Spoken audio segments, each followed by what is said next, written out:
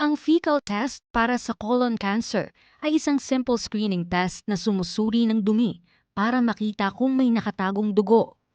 Pero ano nga ba ang fecal test for colon cancer at bakit ito mahalaga? May iba't ibang uri ng fecal test tulad ng fecal occult blood test, fecal immunochemical test. Pareho nitong hinahanap ang maliit na amount ng dugo na hindi nakikita ng mata. Ang pagkakaroon ng dugo sa dumi ay maaaring senyales ng colon cancer o precancerous polyps. Simple lang ang proseso ng fecal test. Sa bahay pa lang, kukuha ka ng maliit na stool sample gamit ang test kit na ibinigay ng clinic o laboratory. Kailangang ilagay ang sample sa special container o card na kasama sa kit. Pagkatapos, ibabalik ito sa clinic o laboratory para masuri. Kapag positive ang resulta, hindi ibig sabihin ay may cancer agad.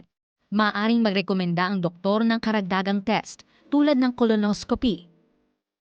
Inirerekomenda ang regular screening simula edad 45 pataas o mas maaga kung may risk factors.